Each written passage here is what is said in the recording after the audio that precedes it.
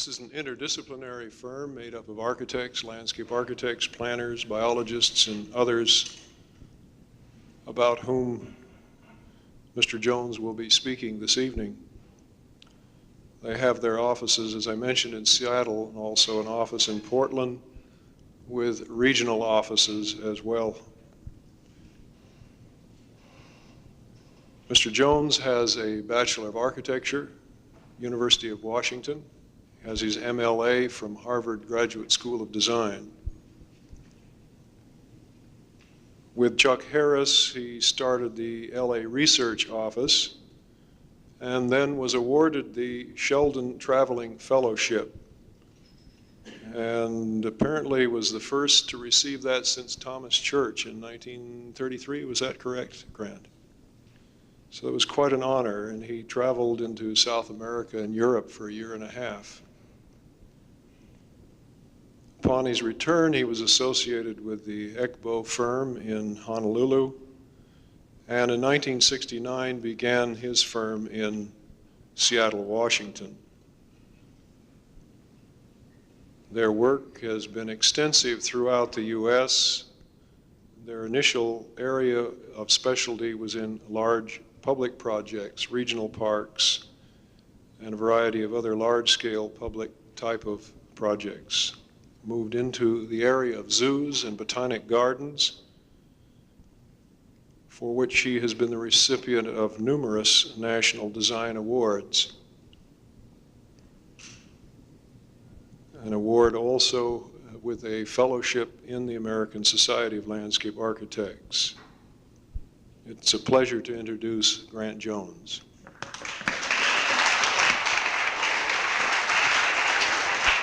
Don't trip on the wirings and the tinfoil pellet. This goes around to the neck in fashion as one wants to get it up. Thanks, John.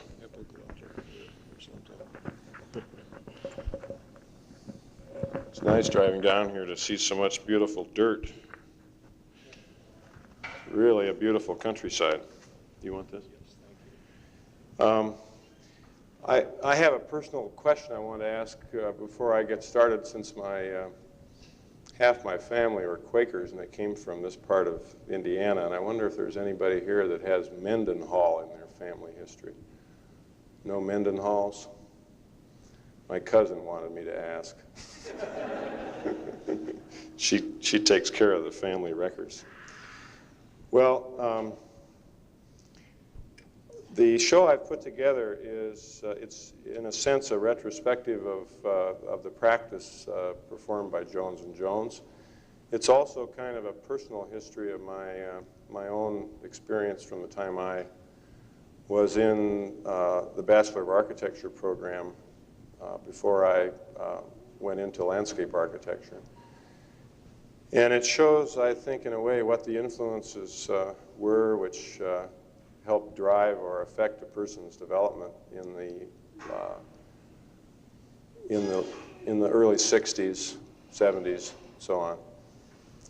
And I did it recently as an effort to tell a little bit more about myself, and I hope it'll be interesting to you.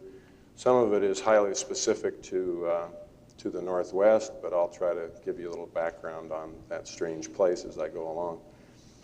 If I could have the lights, I'll get right into it. As John said, the firm that we started in Seattle is about 30, 35 people. And our offices are in Seattle and in Portland, Oregon. Both of these offices are located in old Skid Row neighborhoods in historic districts that we've had a lot to do with. But the part of the country where I come from is a very benevolent kind of an equable climate that you may have heard about, called Oregon or Washington or British Columbia. And there's a strong aesthetic there that affected me early on in terms of a relationship with nature. And there were forms in nature which really imprinted me and made it very difficult for me in my early stages to feel very comfortable with architecture, which I was studying at the time. I was born in a family of architects. Even my grandfather was a master builder. And I was about to launch into an architectural career, but felt at the time that it was limited. I hadn't met Arthur Erickson yet, and Arthur Erickson recently said in a lecture that architecture really has nothing to do with buildings. And I didn't realize that. I was feeling like I was going to be stuck doing one little box after another, and I was constantly moved, though, by things in the landscape which seemed equal to cathedrals built by human hands. And there was another thing that haunted my development, and that was that my father, as an architect practicing early in Pennsylvania in the 20s, had been given this delineation that you see a slide of here, and it was always on the wall in the hall of our house ever since I was a little boy. I was told about the Chicago Tribune Tower and that this was Raymond Hood's competition drawing. I'm sure it should be in a collection somewhere, and people that write about Raymond Hood nowadays should know that this thing still exists. It's the original lithograph grease pencil drawing. But I think it told me something about architecture which I wasn't feeling, I didn't feel like it was present in the architecture of the 50s and 60s. And I went through a typical Beaux-Arts program, the last class that went through a Beaux-Arts program at the University of Washington.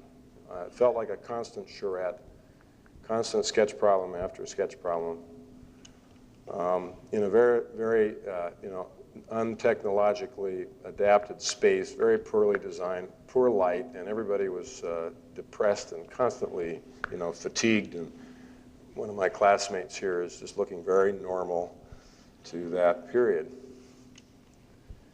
And I remember designing a few things, designing a house for a steel executive in Southern California, and I was very much influenced by a man named Craig Elwood. And I did, just seemed like dozens of weekend retreats and cabins that different faculty gave as sketch problems. And near graduation, I remember how happy I was that one of my classmates won a competition to build a pavilion on the campus of visqueen, and we all got to hang our own drawings and art, and I got my lithographs up, and other friends got their pottery exhibited and so on in this little pavilion. And what I'm leading up to is that after I'd done my 500-room hotel, and I'd done all these things in my last year of the 5-year program, I was really more moved by quite a few other things that were kind of diverting my attention away from architecture, and art was one of them. And there's a school of art in the Northwest called mysticism, which this painting sort of evokes, I hope, to you. But they're kind of the inner spirit within nature and within the world around us, which is probably more important when we think about what design is than anything physical we see in the art, in the structures themselves. It was also a period of a lot of change, and our city, like many others in this country, was changing fast. The freeway was just being connected through the city. The last girder was being raised, and whole neighborhoods were being wiped out by the freeways, and we had this vision that this was upon us. It was really the beginning of the environmental movement, and there were parts of the city that were more important to us, I think, than the suburban areas or even the new architecture of the core of the city. The industrial landscape seemed even more dynamic and exciting. And I remember even walking home from school, walking to school from home over a drawbridge, how I kept trying to link buildings and structures with nature. And I would photograph this bridge over and over again, trying to make it seem part of the whole vocabulary of the water and the sky and the early morning light. And I went to work for a landscape architect, part-time, named Richard Haig, and I think maybe he's been here. John, has he been here speaking? Rich started showing us something called the Pike Street Market, the public market in Seattle, which is now completely saved and regenerated and really very unique in this country and quite famous, really. But Rich got me interested in the farmer's market, when the rest of us in class were really supposed to be designing these 500-room hotels. And there was something about the food stalls and all the produce and the color and the fact that you saw it in a kind of processional experience as you walked through this maze of stalls and corridors that got me interested in what it was about movement in aesthetics. And I got together 2 or 3 other classmates and for a major project, we built a machine and we brought the faculty inside this thing. It was about 12 feet in diameter, and then we turned it with a big bicycle wheel, and the whole project, or the whole exhibit, spun around and dazzled the faculty inside, who were crowded together in the middle of the thing. And we were trying to study the effect of motion on all kinds of form and color and texture, and hoped that it would apply to freeway design and highway design. And I got involved later with that at Harvard. I didn't tell Ari on the faculty tonight that I had first done that. He was involved with Peter Hornbeck there later on a study that developed from those early studies. This was also a time when the World's Fair in my city of Seattle was just going up, and this was in stark contrast to everything else that we'd experienced. And Yamasaki's buildings were going up. There was also a strange thing going up that we didn't think of as architecture at all. It wasn't the building. We didn't know what it was, but this was the thing which was called the Space Needle. And to us, it seemed, like a very uncomfortable kind of crass image that was thrown up against the sky. It didn't feel like building or monument, or we weren't sure really how to relate to it. And I think, when I headed east to go to Harvard, I had other totems that were more important to me than these new forms. And in the old townscape, probably that structure was the closest thing I had to any kind of a human-built totem. And now I want to talk a bit about how the East Coast affected me, a whole new a maritime experience, a different ocean. I immediately on arrival got thrown into an interdisciplinary class with planners and architects and landscape architects studying the state of Massachusetts, and we did a plan for the state of Massachusetts. And of course, I immediately became caught up in all the vibrancy of Harvard Square. And after about, I think, 1.5 years or 2 years on completing the MLA program, I started looking back on what was important to me there, about being there. I'd won a Sheldon Fellowship, and I was about to travel as well.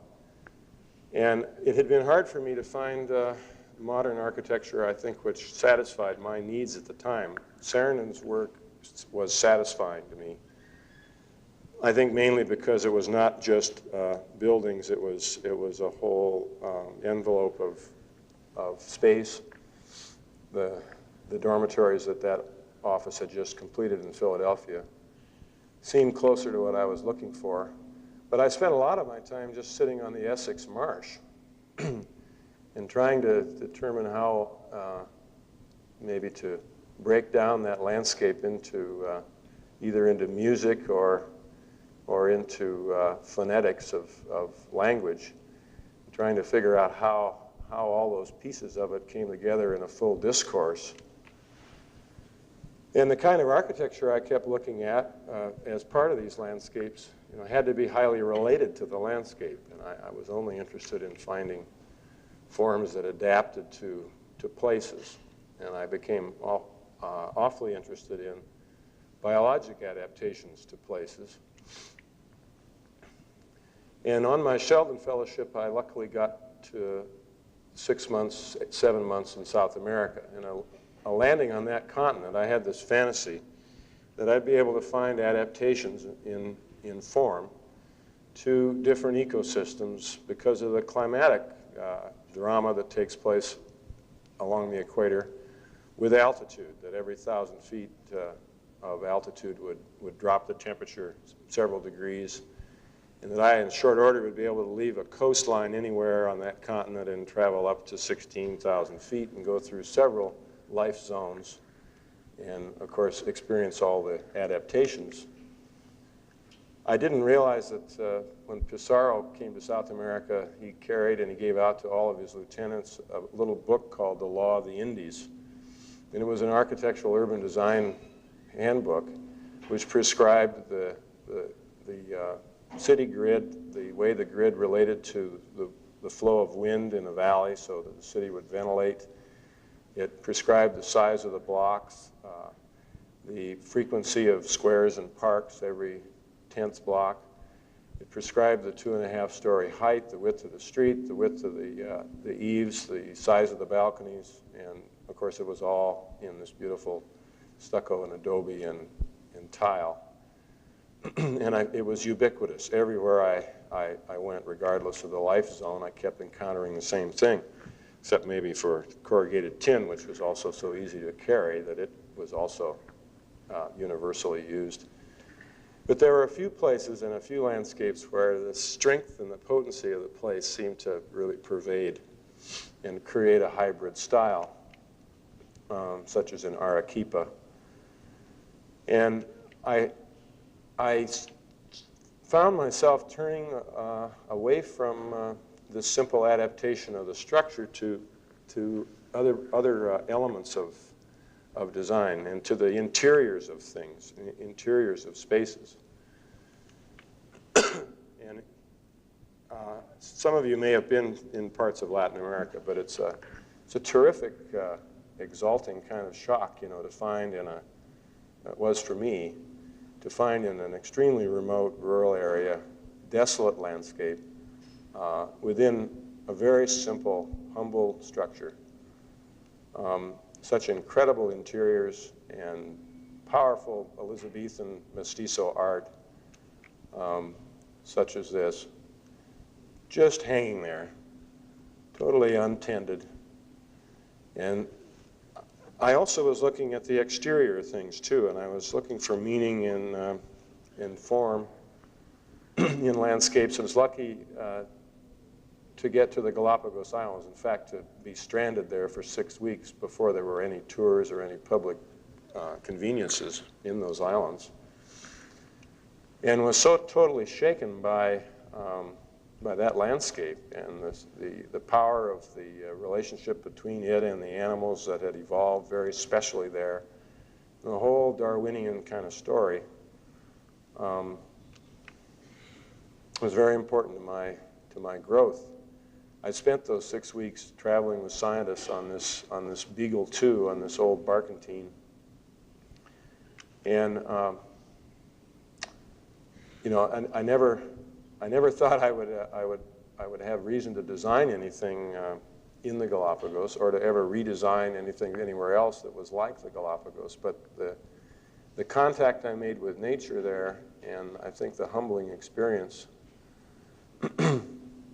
had a lot to do with what I became interested in doing later.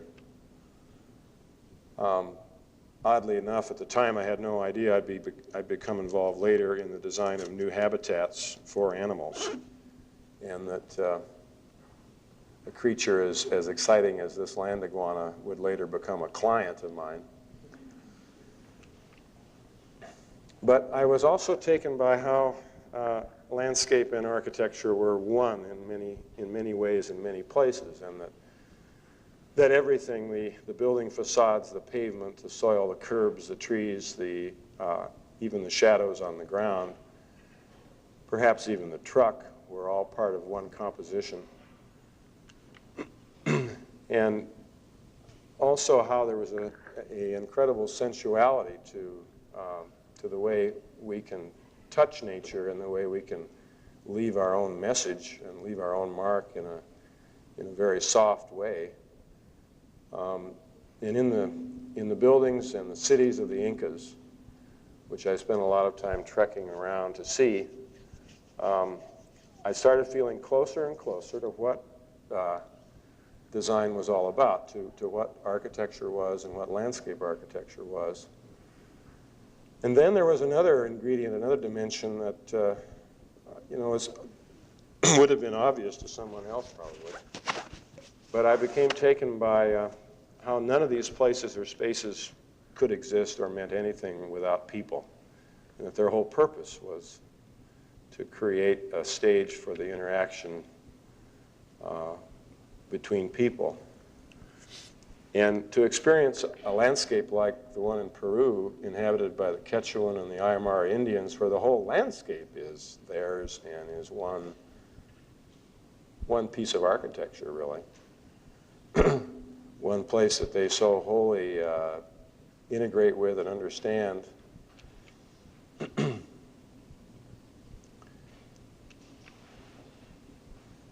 That on my way to Europe, everything was starting to look awfully cute, and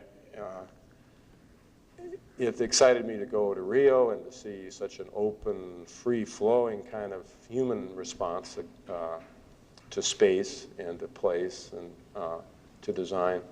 But it was really, again, meant for people, and it tells me something about how unregimented life is and how it's fun to flow from one space to another. And anyway, all these influences were really laid heavy on me, and when I got to Europe, I was not interested anymore in just landscape or in just buildings. I was really interested in the relationship between these and in the wholeness of the composition, and in very much interested in human spaces.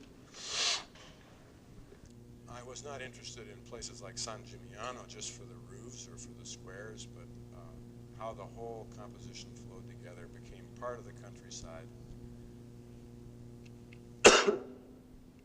And I would take a picture now and then just to kind of show what was terrifying me, that places like that or spaces like that without people were very disarming to me then. Originally, they used to feel really comfortable. I would have loved that sterile, beautiful architectural simplicity. But without people, by now, would I ever be comfortable? And Italy is such a fantastic place for any student to go to. I mean, they're the most generous. The people are the most generous of any you'll find in any culture to outsiders, and also generous to themselves and to their own way of life. And to just be walking down the street or standing on the edge of a square on a Sunday and all of a sudden just see a group of people break into an aria just for the spontaneous pleasure of it was very moving to me. There were some spaces like in Spoleto that became really important to me, spaces that didn't seem to fit any criterion, didn't fit any kind of rule. The spaces were oddly shaped, and the axes didn't line up, and things got wider when they should have been narrower, and so on. There was a tension to them that constantly kept you in contact with the place and with the space. It was peaceful, but you weren't wholly relaxed. You were always participating in the space. And then I would come across other kinds of situations like this that meant a lot to me, where in the Netherlands, a public space had to do several things. It could still be a public square, but it also had to cover the canal and allow the barges to flow through. But that didn't stop these people from creating the major public space right over the top of the canal. And Holland's a good place for you to realize, too, that architecture, again, isn't buildings.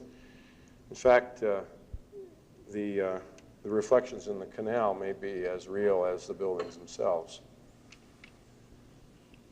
And then to find places that were so different from my kind of America, anyway, where when I got off the freighter from South America and lit in Antwerp, right in the town square practically, right against the big cathedral, stepped off the Janssen Line freighter and walked right to a place and had a bowl of mussels. All this started kind of sinking in gradually, that the shutters are as important as the building itself, that the banners, the details, the people, every element of it was part of whatever it was I was trying to learn about, not knowing whether I should call it architecture or landscape architecture. And since I've given up trying to call it anything, but even the chintz curtains were a very important element of it. Now, if you think in that kind of landscape, you know, what's the most important thing about the? It's not the buildings. I talked about how beautiful the dirt was coming down here under a new moon. That architecture in the Netherlands is just as much tulips and dirt as it is tile and bricks. And people actually relate, they respond to this kind of a patrimony or a heritage. When I would cross over a canal and after having seen tulips, see great ventilators rising up above the tunnel, I realized where those forms were coming from in the landscape. And then buildings, in fact, some buildings become whole landscapes. So you really aren't sure what they are. When the cathedral in Cologne throws itself up against the background of the surrounding area and against the small scale of the little city, where the whole history, this whole tapestry of history from the Gothic period is just thrown up practically like on the scale of a cloud, you wonder what it is, if that's architecture or landscape. And then of course, you get dismayed. You think, well, we can never do this kind of thing anymore, nor afford it. But it doesn't take long to realize we don't have to do this kind of thing. We don't have to throw it up into the sky either. We can think of it lying on the ground. And the landscape itself could be as rich, could connect with as much history and give as much meaning to us as that whole Gothic facade would, if we did it right.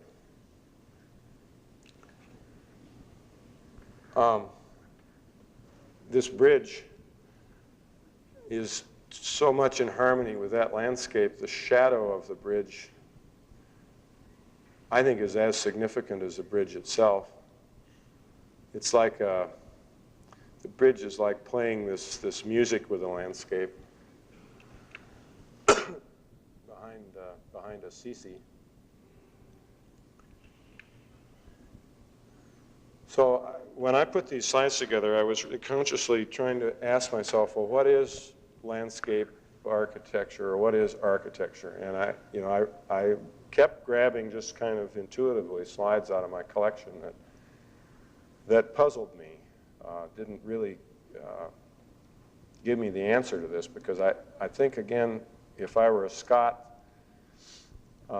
if I was from the island of Skye, perhaps the building that you're looking at would look as much like it looks to me. So there's thrown up this sort of headstone, this sort of beautiful chalk slab against that peaty, russet landscape.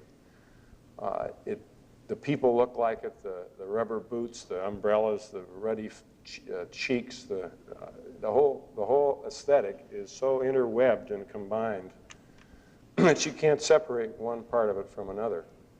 Then I realized how satisfied I was back at Harvard to see Walter Gropius's house and to experience his house not alone, between, like it was on Madison Avenue in Manhattan, but as part of an orchard and a sky, part of an open field.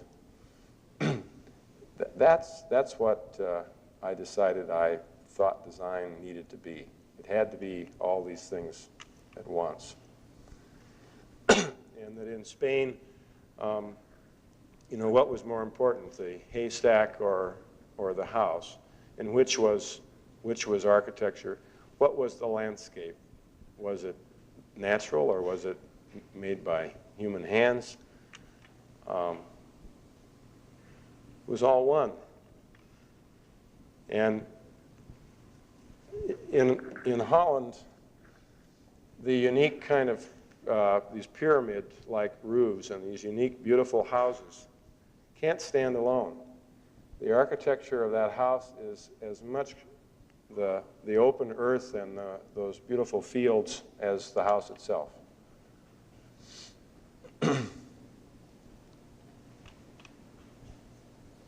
And I became, you know, not interested so much just in structures as artifacts, but in where they were and how they related and what it was as one unified kind of composition.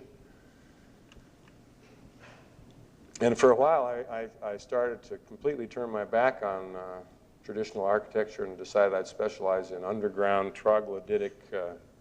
I wanted to go to Liberia and Algeria and other parts of northern Africa. And I did find in parts of Spain some beautiful examples. But then everything started to kind of come together for me. The Italian villas, the Italian space, the broken and unstructured way they could throw a one axis onto another axis, and the way the whole composition was part of the overall landscape, and every now and then a window that looked out on the whole landscape that brought together the garden with the olive groves in the distance.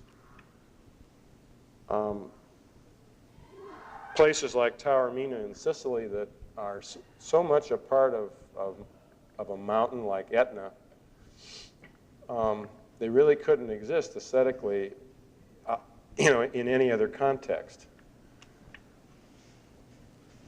And places like the Alhambra meant a lot to me. And where light and reflection and water and mirrored images became as important as the physical reality of the materials themselves.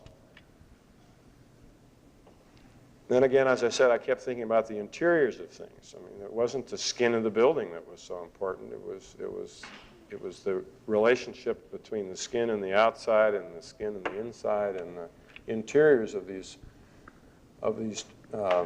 churches in southern Sweden started to fascinate me. They felt just like the snow and the beautiful earth tilled outside. And I kept trying to find examples where these sorts of fits were being demonstrated, and they weren't happening very often by modern hands. The dragon ships in the Viking countries didn't seem to, that form of the dragon ship didn't seem to be very present, except in some of the churches, until I found a beautiful piece by Alexander Calder, who had given this to the Danes and mounted it in a place called Louisiana Museum. There I saw he was really linking to the form of the dragon ships. And then the color began to make its influence on me. And I even found recently, when I redid the doors of our house at home, that the same sort of color vocabulary was expressing itself.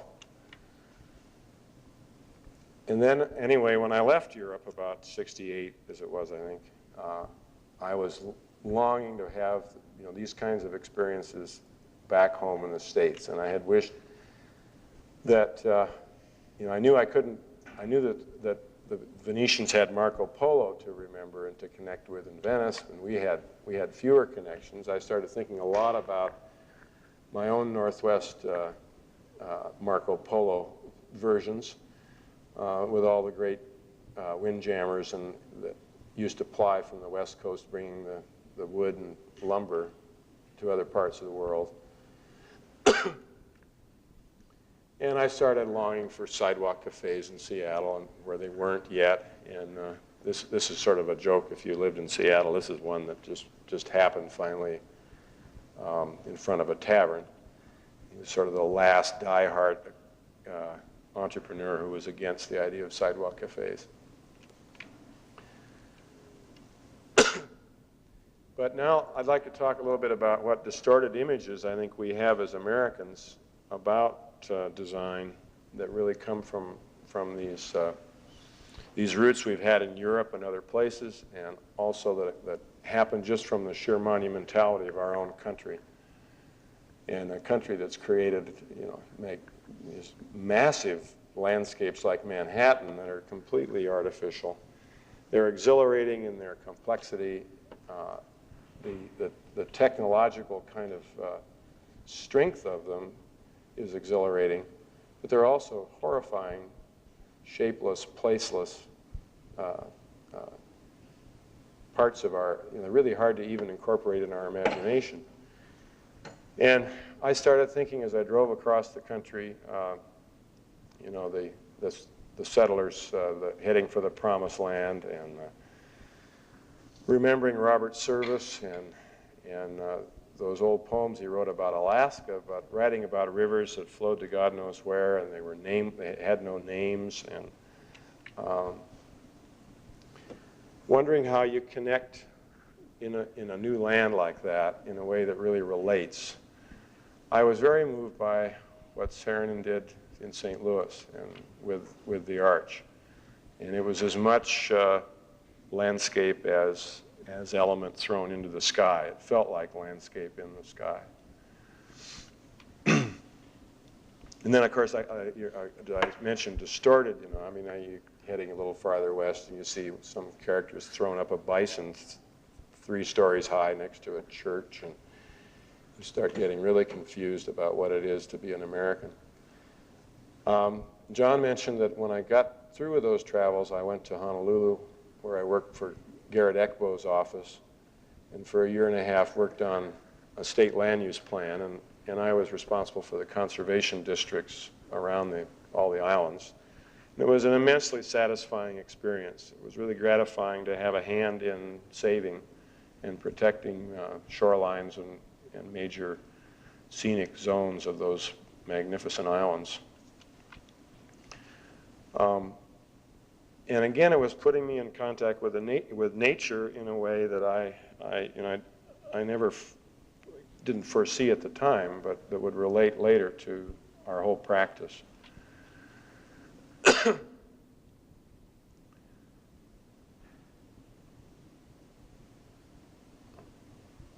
That's an island that nobody can visit. It's a forbidden island, and I was lucky enough to get out to Ni'ihau because I put it in a conservation district, and the people that own it were really quite irritated with me, and they said that I would have had to at least visit the place if I was to presume to dictate any kind of zoning for the place. But when I opened the practice of Jones & Jones in Seattle, I think I was looking at architecture from the other side. The first project we had was a big planned unit development for about 250 acres. And the open space and the landscape, the context was more important to me than the buildings or the structures. And it was like seeing the world in negative or in reverse for me at the time. Luckily, this project was not built. It was turned into a state park. We were so successful in selling the open space system to the community that they raised enough money and got enough support from the state to condemn the whole valley. My client was not very happy with us, but I feel pretty good every time I drive through this part of Portland now. Then the first projects that we had in one of the depressions of 1970 in Seattle was we began specializing in outdoor space and in parks and public facilities. And this is called Pioneer Square. It's on a street called Yesler, which is also the skid road in Seattle. It's where the logs were skidded down into the bay. And it's because it was called the skid road that appellation has been used all across the country to refer to any kind of down and out area.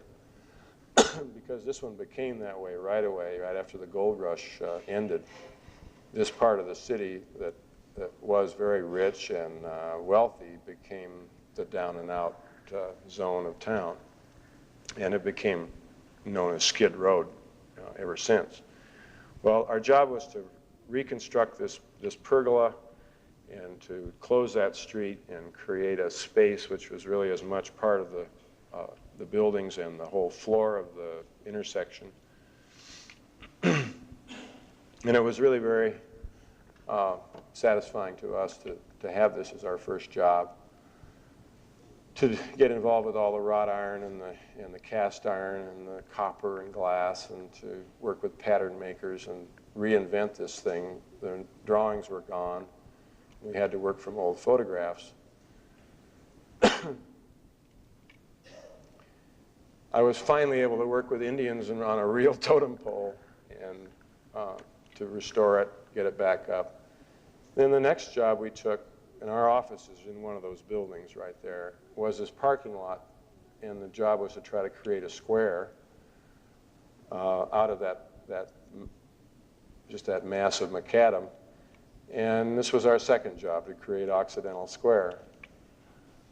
And it was great to see this happen and to bring the first cobblestones into the city, the first park without any plants except for the trees, just cobblestones. And to get the vendors in and to see the politics of the city accommodate all these activities. At the same time, we became interested in large area regional problems. And all this interest in biology and in landscape led us to taking on several big river systems. And we invented a way of analyzing a river. This is the Nooksack River. It's still a pretty good study. It's in some of the university libraries. A good tool to learn how to look at the resources of a river and to figure out how to satisfy the best uses in the best places. These kinds of ideas were implemented. Pieces of the river were purchased. $4 million was spent on saving the river. And then we were able to work on pieces of it on different recreational complexes, this one commemorating a marsh, and restored old farm homesteads, making them into interpretive centers. We're lucky enough to actually design all the graphics and write the interpretive copy for the materials inside the house. And then we started taking on even more river studies and spent 4 or 5 years in Alaska, quite often involved with major controversies over rivers where dams were involved or big transmission lines. This was the Susitna River, which we managed to work on successfully, stopping 4 dams from being built. And then we were hired as much as civil engineers, or as architects in this case, to design a dam that would be 10 miles long across this complicated muskeg permafrost landscape near Fairbanks. And they wanted us just to throw up this earth dam and then to plant it with exotic grasses and flowers, actually, to beautify it. And we took a completely different course on this. We instead convinced them to overbuild the structure, overbuild the dam with all the material that they would normally dispose of, to create a very sinuous and open kind of landscape again, where the line of the dam would only be visible from the air, and to create natural floodways, to work with the soil types and so on, so that it was a real living natural landscape that a flood could find its way through, but where the real structure of the dam was invisibly hidden beneath that landscape. We started getting involved in a legal sense with rivers too, and we were lucky to give legal standing to 10 miles of river just east of Seattle in the desert. This is a cold desert where all the delicious apples are grown that you eat all over the country. But this river, the Yakima River, flowed right through the major town, and we were able to create a greenway, a state, county, city legal entity with metes and bounds and its own political structure. It's gradually being implemented. But again, it was all kind of one complex of ideas that we were applying in the design work. And we never were interested in doing just one little thing at a time. We really wanted complex, interrelated issues. We'd worked on another river that was in the industrial district of Seattle, where the landscape is practically obliterated, where the water is really just flowing like a conduit, you know, in a conduit. Corps of Engineered, all altered, completely disturbed. Very few places left to purchase or to preserve open space, but still a beautiful, long, uninterrupted corridor, necklace of open space connecting the city to the agricultural lands in the distance. And in this study, we started getting involved a lot in industrial planning and setbacks and bulk and height controls, design criteria for industrial subdivisions along the river. I hope this whole carousel is not in backwards, but applying all those ideas on rivers seemed real natural, the next step being to apply them on rivers and highways, and we did a scenic highway plan for the state of Washington. And then we started actually designing the alignment of highways too. This was for the National Park Service in the North Cascades National Park in combination with the Utility Commission. And we were locating alternative routes for roads and transmission lines and heights of dams and pools, and then doing all the artwork to simulate what those landscapes would look like if they were built and altered, helping the selection process of really the best kinds of roads and transmission lines. Then we found ourselves actually writing a course in highway design and teaching it all around the United States in about 17 states. A 5-day course that we taught for the Federal Highway Administration in highway design and the aesthetics of highways and the views of the road and from the road.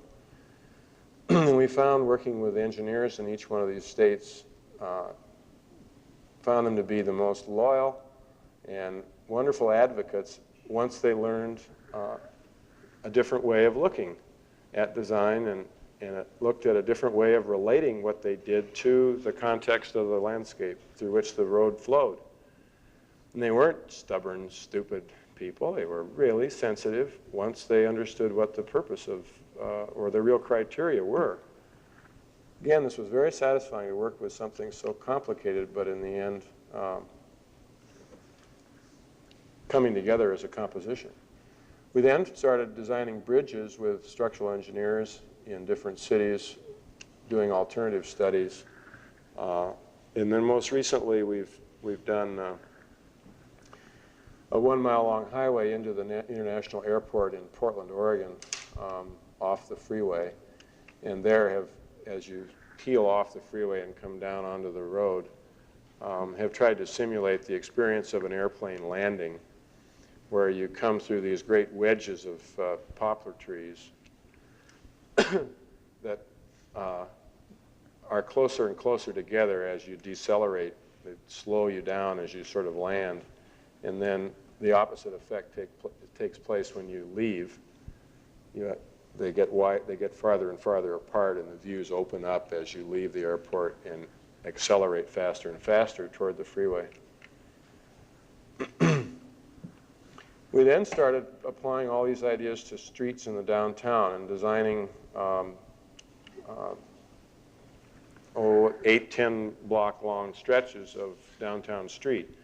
but not just doing the sidewalks or just doing the planting of the trees or whatever, but redesigning the roadbed, redesigning the sidewalks, making them wider, designing all the utilities, all the lighting, every part of the right-of-way, new signals, everything. And somehow all these experiences over about a 10-year period kept accumulating until we were able to keep taking on these very hybrid kinds of interrelated, interdisciplinary studies.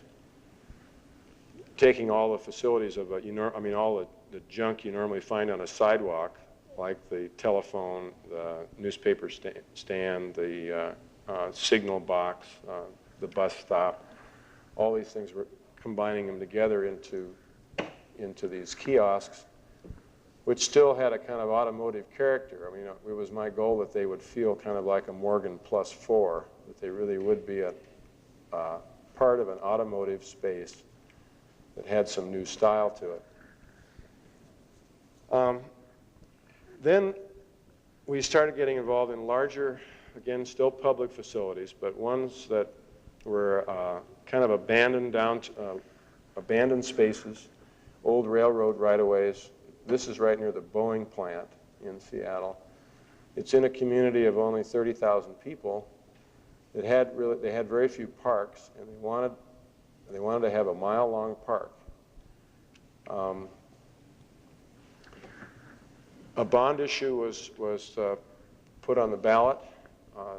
These people in this little town raised $8 million for this park. And we then took it through the permit process and worked on it for about a year and a half. It was our goal to try to recreate a lot of the feeling of the old Victorian boathouse style in the 20s and earlier in this country. And many of these structures had existed in the area of Seattle.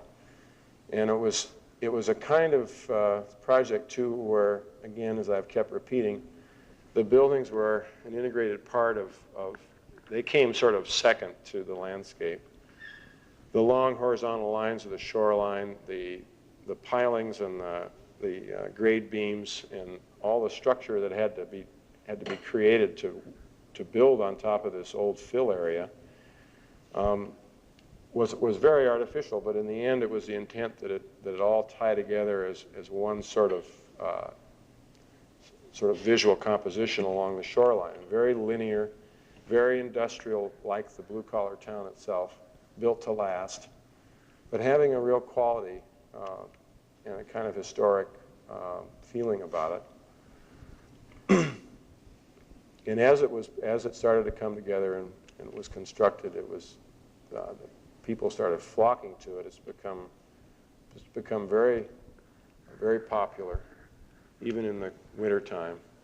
But in the summer, it's just packed with people.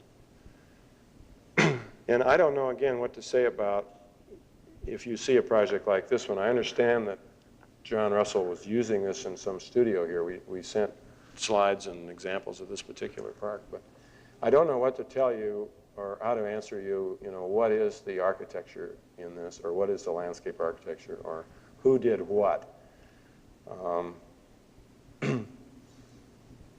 The fact is you couldn't have done any of it without each other, and you couldn't do any part of it with just one discipline. National park work is, again, satisfying in this way. You're able to do everything at once in a very highly limiting sort of context. The National Park Service has gotten really modern lately, and they've decided that form follows function, and they've finally come into the 20th century, and they can't afford any more wooden buildings. We really had an argument with them about recreating the great rustic style of architecture, and the only way we could do it was to prove that we would be able to build the buildings in wood for the same price as concrete block and corrugated roof. And we managed to do it. And since then, this has become the historic style now in the Northwest and the National Park Service.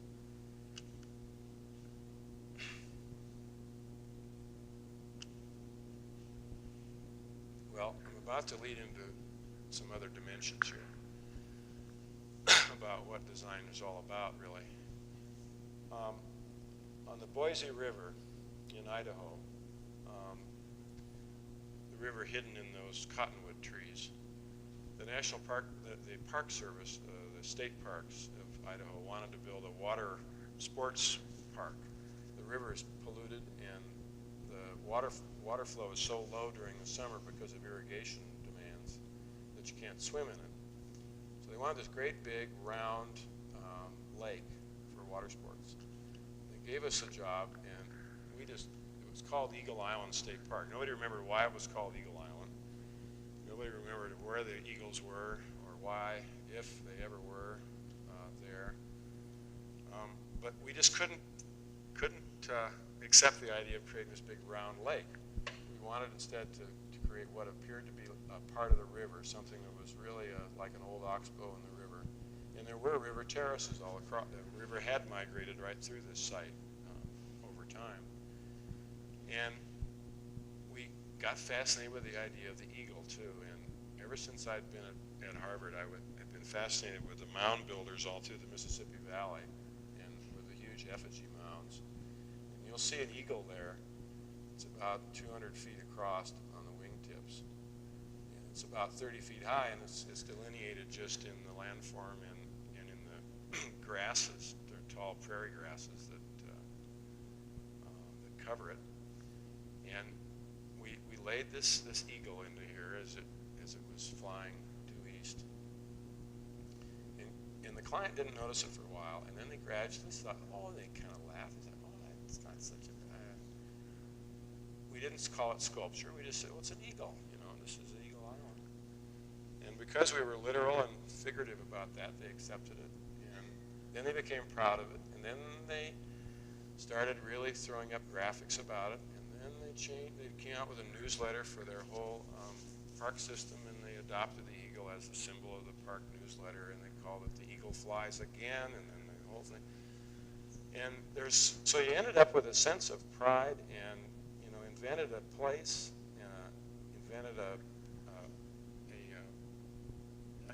invented an architecture that fit the place, invented, again, little buildings which tied into the history of the area and the landscape, and the whole thing felt like it had always been there. These were taken just in the first month of the construction, first spring. Well, we've also done a lot of very commonplace architecture, and we find ourselves landscaping that architecture sometimes with cars or asphalt, and yet it's still exciting to design something like this for the Hertz people, for their maintenance headquarters, and to work with vehicles in the landscape. And then we've worked with a lot of other vehicles. We found ourselves starting to work a lot with animals as clients. And the tortoises of the Galapagos started coming back to haunt me. This is the site of a little 90-acre zoo in Seattle that was built during the WPA in a park that the Olmsted brothers laid out about 1924. We were hired to do a feasibility study of this old zoo to tell them whether you could create habitat that looked like the real thing by a very enlightened zoo director, who was an architect, actually. We did a master plan for this zoo that every color there telling you that you're in a different life zone of the world, different bioclimatic zone. And the whole plan was adopted as a new comprehensive plan. And about $5 or $6 million, which was already aside, could then be spent to build about a third of this area. And we set out to create an African savanna from East Africa. And there you see in the model what is only it's 3.5 acres for hoof stock and another 1.5 acres for predators like lions and Padda's monkeys, terrestrial monkeys. 5 acres is all it is. And we started shaping this and really working three-dimensionally with the sight lines, integrating everything together so that you wouldn't see other people when you didn't want to see them, you wouldn't see structure when you didn't want to see it, and where you would be just immersed in a landscape of animals, not like this space was then. I mean, this was just a typical, kind of Olmsted Park English landscape for picnicking and frisbee. In the middle of a zoo that had little cages, little menagerie rows along the edges of these big public spaces. Decided to capture all this space for the animals. Found ourselves designing 3-story high rocks, getting involved. Our structural engineer is tearing his hair out, working with gunite and steel forms that there was nothing but empirical knowledge to work from. No handbooks, no design analysis had ever been that would feel as much as we could with the money we had like East Africa. And to enter into spaces and overlooks and places covered with grass, the whole vocabulary, thorny and grassy and dusty, to take in views of animals that are lifted above your eye level, the background of the sky and the surrounding trees, the borrowed landscape, to really feel like an intruder in their domain. But it took a lot of, it did take a lot of very detailed design, though. This is an example of I believe I've shown it in as an example of a very hard, old paved area that had a monkey island in it. Yeah, and then how one can redesign that. There are hidden bedroom areas for animals, service areas for maintenance people, pumps, all the infrastructure, the piping and so on. And to create what in the end looks wholly natural and doesn't look like it had been designed by anybody. But the working drawings, some 90 sheets, would show you that it was designed by somebody. And to create a space, again, for a primate that was highly social, needs to get away from the public, wants to interact, of course, is very social, but doesn't want to be forced to be on stage. And these kinds of exhibits, we had no knowledge about how to create them in the first place, but when we finished them, they started really kind of knocking the zoo world on its ear. And it became apparent that there was a real alternative to the traditional zoo. And we also took spaces like that and recreated, in this case, a swamp and marsh from Pennsylvania, with all the plants from Pennsylvania, the birds from Pennsylvania, transported a piece of Pennsylvania to this urban zoo, put a netting over it to keep predators out, and in fact, the net itself, I guess, is a whole statement. I mean, it's like that whole environment is, whatever you want to call it, architecture, landscape architecture. But it's commemorated and preserved, and it really, really made a special place out of it. Then we found ourselves deciding, well, how are we going to design structures to house people and clients we've never worked for, like gorillas? And we don't want the buildings to dominate the landscape.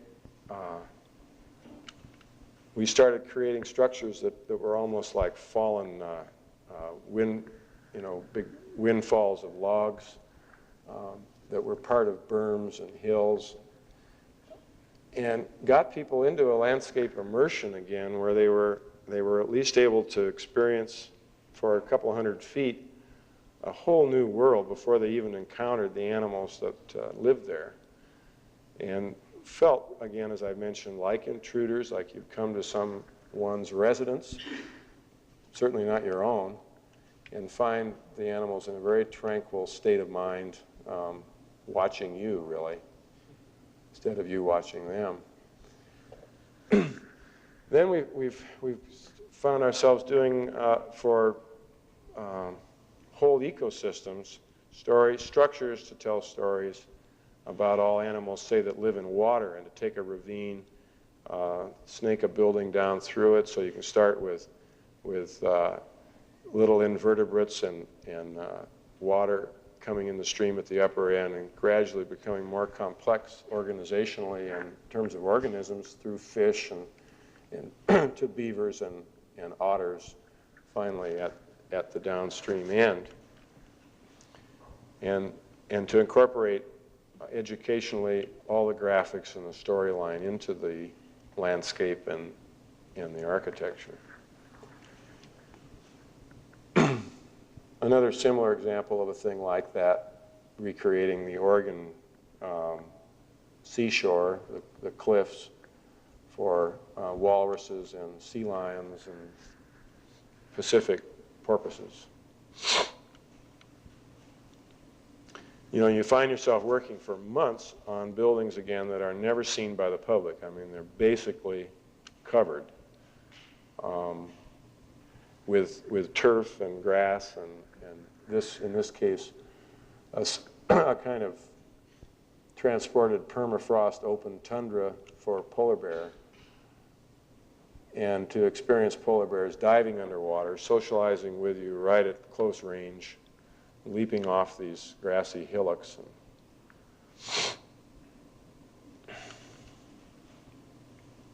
And presenting them in a borrowed landscape again, where you have an uninterrupted, you don't know where their habitat begins and ends. And actually musk oxen walk across that distant bare area in the background, that barren ground. And the fir trees in the background, you know, just is just uninterrupted all the way through. There are actually hundreds of people walking right between those areas, but they're not visible.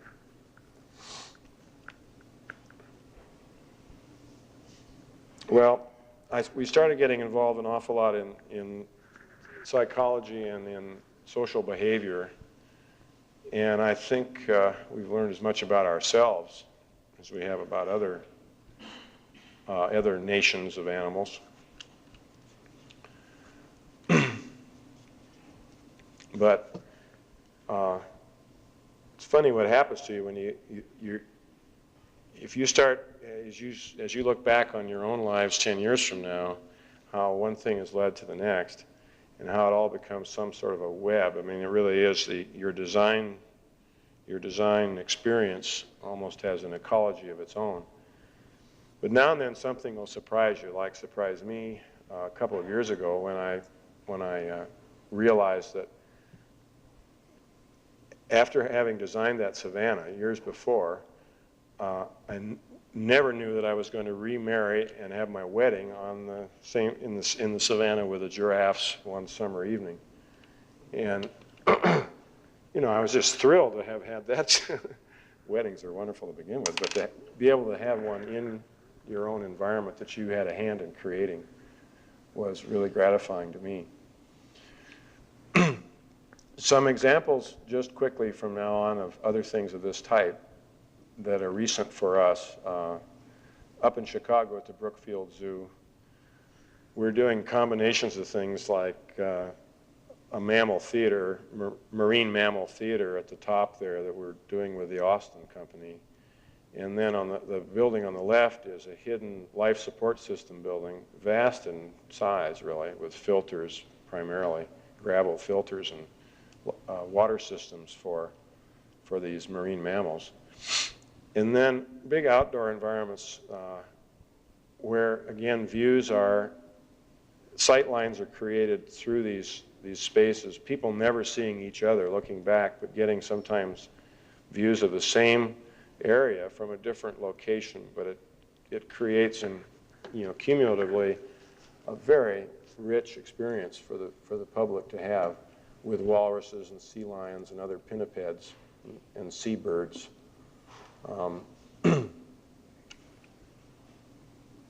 Right near here, in the south of Detroit in Toledo,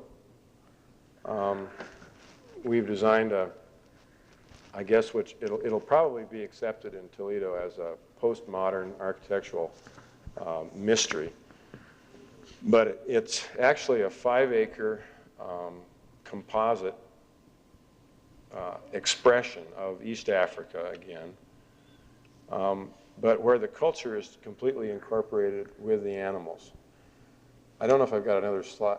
Yeah. Toledo, Toledo Zoo is neo-Plateresque. It's Spanish revival from Toledo, Spain. And it's all built in the 20s. And it's our intent to go back in time from this kind of revival period through a great hippopotamus, hippo-style arch there. And then going into a Renaissance arch, and then a classic barrel vault, and then finally under some sort of early Christian lintels, post and beam, and out into great native rock masses of nature itself, so that there's a whole progression back in time from our architecture of today to a kind of Andaluvian architecture that exists forever in East Africa and into the animal domain. And then stepping out at the other end into this great underwater experience with hippopotamuses and crocodiles, and then going on around through another building, a very large building with giraffes and elephants. Wintertime inside the building, outdoors all summer, and on around the whole loop of that tiny, tiny area. The fact is that once you get inside, you're not aware of buildings. You're not aware of the freeway, of the railroad bridges, of anything around that zoo except Midwestern sky and the trees in the distance.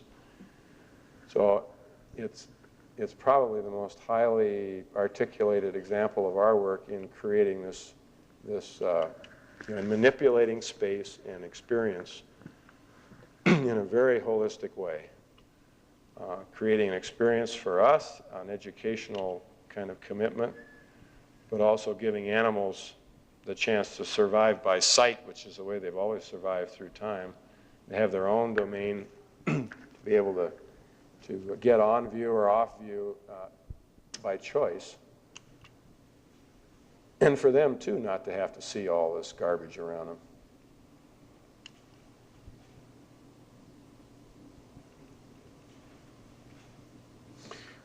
Last year, we were fortunate to win a competition in Baltimore. Cambridge 7 had done the first Baltimore Aquarium, the National Aquarium. It's on the left. Our design in the competition won. So that in the next couple of years, we hope to build this $25 million addition, which still tries to live in a sort of second man's spirit with what Chermaeff's group created, but is much more naturalistic in a way, too, because it's going to be for marine mammals, mainly. But I think this is an example of where the context we had to accept, included an overly gymnastic collection of forms by another architect, but we still felt we had to respect. We probably would not have done them that way if they hadn't been there. But it's very important to try to relate to the context of another designer.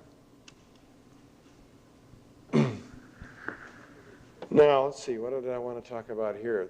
A relationship with animals that goes back thousands and thousands of years, with a highly social, important animal like, an intelligent animal like the elephant. And trying to take what I've been gradually showing you has evolved for us one step farther.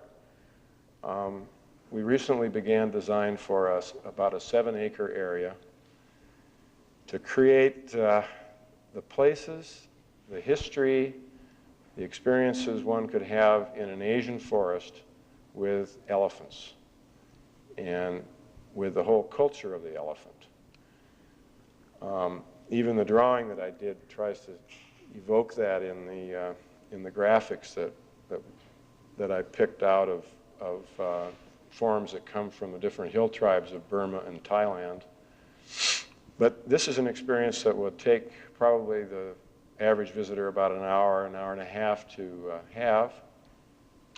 They'll enter at the top through those gates, through a great elephant gate, and we'll loop down sort of clockwise through this whole complex and back out through the gate.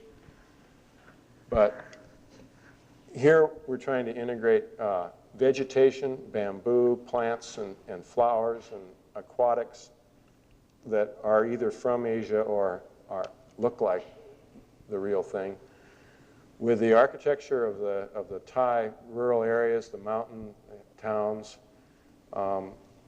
with the animals and the whole,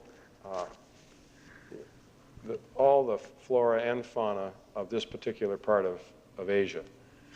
The cats, the birds, the waterfowl, deer, other small mammals.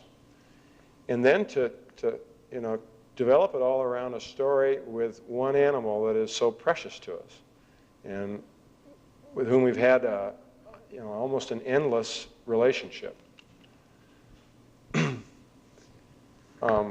Coming into an environment about 100 yards down a little valley, coming to an aquatic, tropical appearing area with tall reeds and grasses, looking over into a small pond with a waterfall where the elephants are bathing. Seeing them later in a logging camp, hooked up to teak logs, dragging them up little skid roads, pulling them into a demonstration yard where you're underneath pavilions, watching the elephants stack the logs, and then going out through a huge flight cage into a very wild area, seeing, after having learned the story of the elephants in the domesticated sense as beasts of burden, now seeing them in the wild, in the forest, learning that story, and then back out through a Thai garden where you learn about the ceremony and the religious connections that we make with elephants and how sacred they are. Well, zoos aren't the only thing we get involved with. We also do campus planning, work with urban design tools, really, to try to project how spaces, this is the University of Washington Medical Campus, it's just part of the university, but showing how spaces could evolve in stages, in 5-year stages, over a 15-year period, to create space and new places within what has become just an architectural nightmare of buildings that were built without any relationship to each other. Here's another kind of, I'm trying to show how all these values that I think a design firm can have can apply themselves in a hybrid way. This is a site, 100 acres on garbage. This is 50 feet of garbage over 50 feet of peat, settling at 2 feet a year in some places and rising 2 or 3 feet a year in other places. Methane gas bubbling up, some fires, and the client asks you, could you create an arboretum here?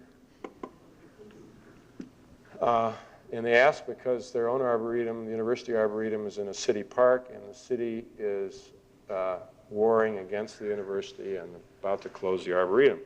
So they need some turf, they need their own land, and they ask, can we put an arboretum here? In the end, we proposed that because there were such environmental problems here that the site could be a research site. It could be a place where you studied these same problems that you face head on in every American city, problems of polluted soil, problems of terrific microclimatic abuse and wind and drought or wetness, or problems of polluted soil or of synthetic soils. and create an Arboretum program that shows you how to, that teaches you how to solve those problems horticulturally. And so we told them not to try to create anything on this landfill, but just to let it settle. We, in fact, predicted very carefully how the land would settle and how the lake would advance over it. We created new plantings around the perimeter of it, and then at the top, on the better ground, developed an area for research collections, and then finally a big building complex to do 3 or 4 different things. To teach what we thought should be this new horticulture about the city to the public, to also have a lot of academic research and teaching going on, studies in soils and in ion exchange, and a lot of multidisciplinary studies going on about the chemistry and the life of the soils. Courses in something that doesn't interest me much, but urban pests. Subjects like this that all kind of coalesced around the problem of the city. Well, the plan was adopted 5 years ago, and then a year and a half, 2 years ago, the plan actually had created an academic program, and a new department of urban horticulture was created. A whole new faculty. Different programs were consolidated and shifted around. A new director was hired, and then they came to us and asked if we would like to compete to be the architects. We won the competition, and then on this big open grassland started to design the building complex. And here you see again, it's trying to be an incremental thing, something that appears to have been built over a long period of time. In fact, it's going to be funded that way over a long period of time. A series of structures that stretch out across the landscape are as much a part of what's going on there. Structures which are really roofs more than anything else, not one single statement. And gradually this, to us on the West Coast, too, the influence of the Japanese is very strong on us. And that kind of agricultural village scale was what we were searching for. And the great big grids of screens, big heavy trellis-like forms, you see taking form here, taking shape in the early schematic drawings, and creating a building which could have some height and size and sort of institutional quality on the university side, but be one-story and residential on the community side, covered with vines. Again, it's a horticultural demonstration with all the laboratories beneath and the offices above. And where the inside and the outside and the light and the subtlety of the color behind those great screens is relating to this whole tapestry of the grassland and the distant views over the water.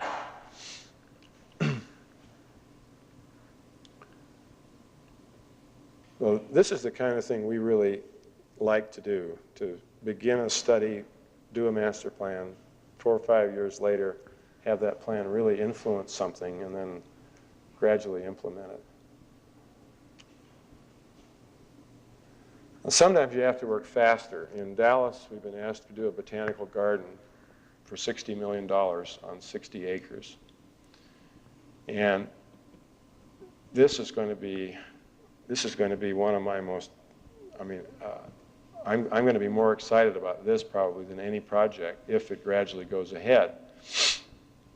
It's kind of it's a celebration of botany, really, in terms of horticulture as art, outdoor living as an art, what it's like to live in a garden, what it's like to create an architecture that adapts to a torrid climate. It's very sort of Mediterranean on one hand, Latin American on another, feels like parts of Asia. it's a fairly rustic architecture, but trying to adapt to the torrid summer environment.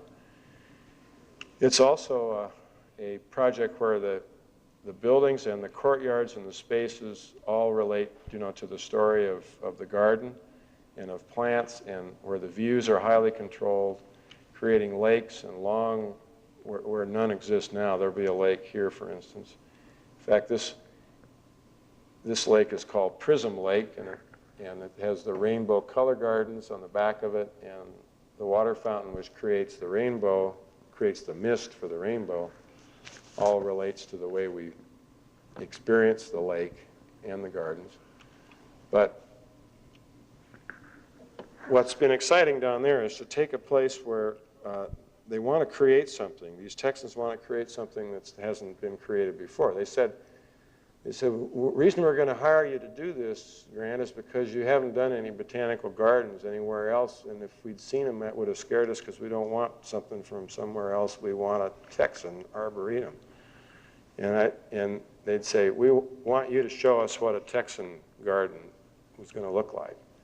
And we did that to get the job. We tried to simulate to them what that meant to us, what a Texan arboretum could be.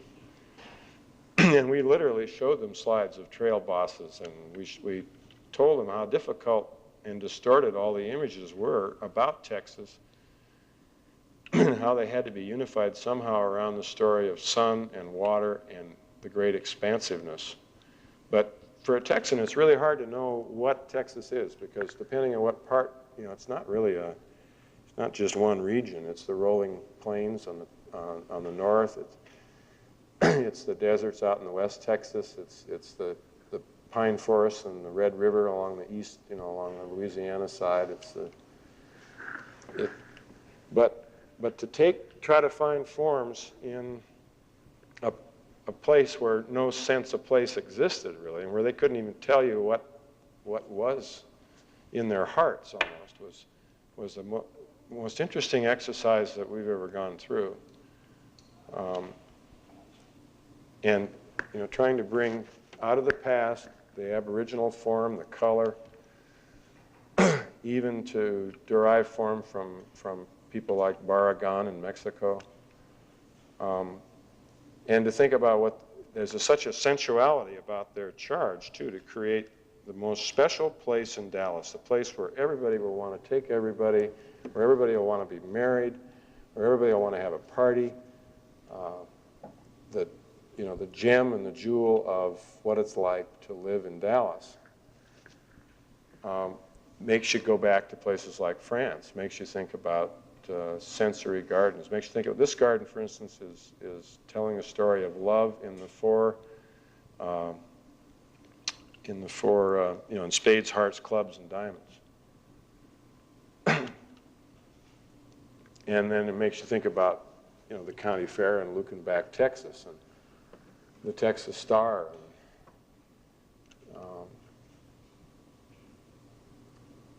Lots of rethinking about places like the Alhambra and the Generalife. And there's something very Texan about this too, this is Italian, but it's that kind of happenstantial quality and that sort of casual use of money. I mean, this is, some Italian thought like a Texan here, really. Just threw into the backyard of their villa this incredible Bernini sculpture. Just bought it one day and stuck it out there. And very few people even find it, and you just kind of walk across, bump into it as you walk through this back 40. And then we started thinking a lot about kinds of garden art, like Charles Bridgman created. Some of the work Kent did, but this one by Charles Bridgman in England, in Ripley, south of Heathrow Airport, is really incredible. And we're creating spaces like that on the edge of the lake. And it's so exciting now to come down and work with this board who've adopted this plan, and it's become theirs. And they're raising money in big chunks for each part of it, and depending entirely on our being there like every 2 weeks. to work with them to create each part. That's a sky garden that's about 25 feet high. And the idea is that entering inside that space, you can no longer see anything but sky, which to me really tells me something about the way I feel in Texas. But where you lose sight of any trees or any buildings or anything, you just are inside this great bowl filled with nothing but grasses of Texas. And then all the river systems are demarked and commemorated on the insides of the bowl, and then all the solstices and the equinoxes are notched into the top. So I don't know, in ending, I just don't know what design really is all about. I'm not sure what architecture is. I don't think I care. I think every profession that designs, needs as much fluency with art and nature, fluency with society. You have to find patterns everywhere and anywhere that give form.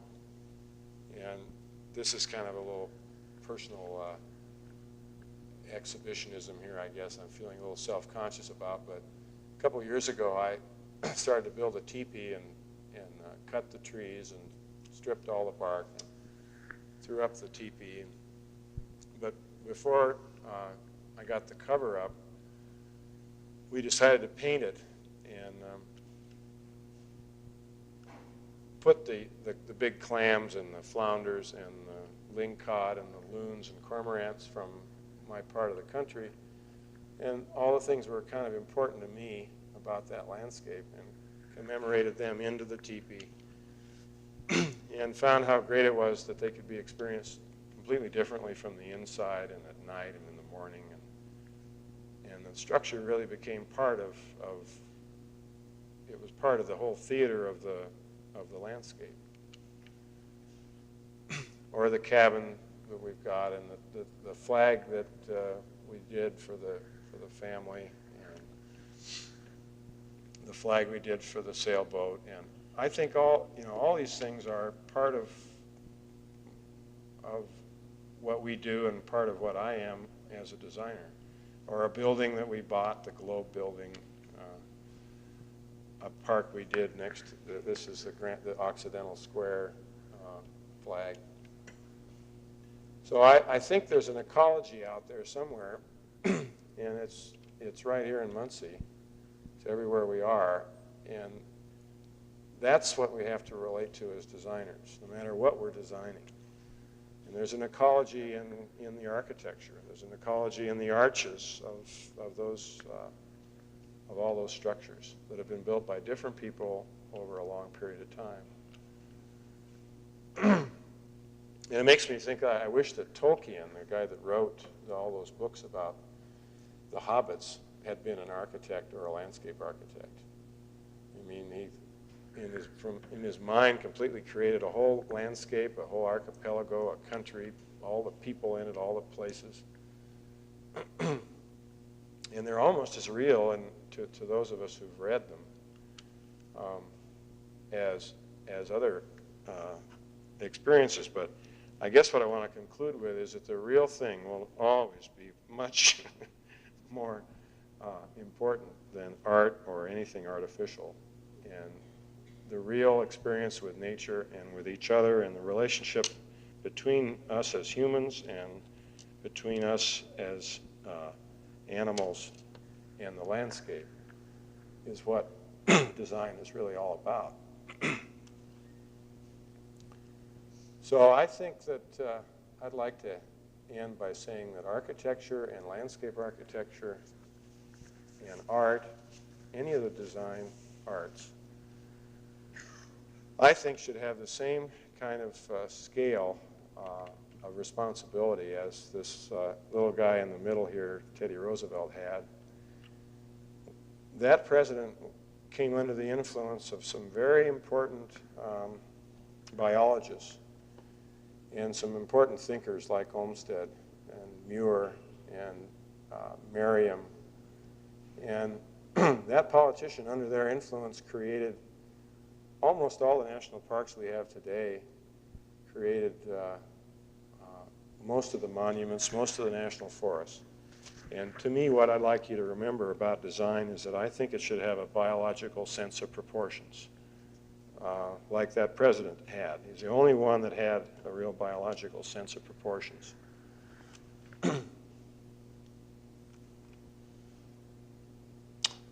Thanks very much.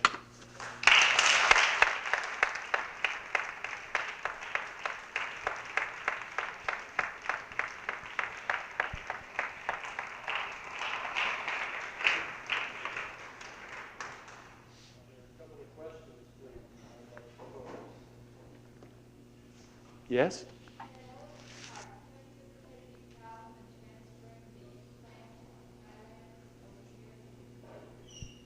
No, as I said, we'll plant bamboos. Oh, the question was, would we have any difficulty transporting the plants from Thailand to that forest in Seattle? And I was saying that we'll be using plants which can be grown in the temperate parts of this country, the bamboos particularly, and other plants that look very subtropical, look like the teaks and so on. Many of the perennials will come from Asia, some of the aquatic plants that can be put out just in the summer, and the annuals. But we're not presuming to transplant faithfully a real biology from another place. You could not do that.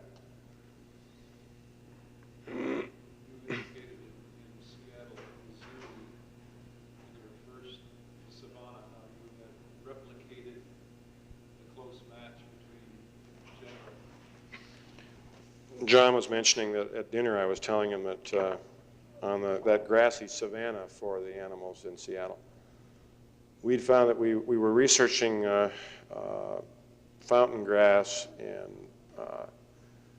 lemongrass, and in the end we found 6 grasses which we had the same genera in North America for those that were in Africa, and we found that we could come up with almost exactly the same kinds of grasslands that you would have in the Serengeti. And then changing the soil type and the irrigation, we could sustain those. Yes?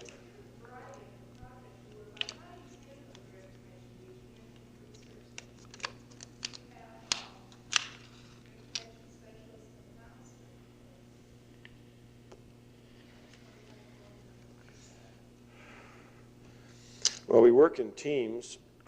We have a big library. We generally go out and look for whatever we have to find each time. We don't know it in advance. We have to do research. The designers in the office, after about 10 years of this, have begun to feel fairly comfortable with that kind of a responsibility. In the beginning, we didn't know so much. One of the key people in the firm, though, is a biologist. His background is, he's in his late 40s. He's lived in different parts of this continent, traveled in other parts of the world. But what distinguishes him is that he's an ecologist who's, I met him during the environmental movement. We were working on neighborhood committees trying to stop things from happening around town, basically. But then I asked him to start getting involved with some of our own work. And what distinguishes him, outside of the fact that he's never forgotten anything that he read or learned in his whole career, I mean, he's just this incredible encyclopedic person, is that he's learned how to think as a designer. And he can visualize space, and he can write the educational storylines, and he's really become probably more important as a link than any other of the designers in the firm. But what makes it work is that it's always 4 or 5 people working with a client. And the way we do our work around the country is to spend a week or 10 days with a client on a site on a particular job. with a team. You really wouldn't want to see anybody if they lived in your own hometown, you know, any more than that anyway. So we, in fact, we're very lucky we have this very intense kind of opportunity to work with a project and with a client. And then we can get away from that one for a while, work on it at home, or have to become someone else's wizard and do that somewhere else in between. But the system works pretty well. Brad, thank you very much. Thank you. I enjoyed it.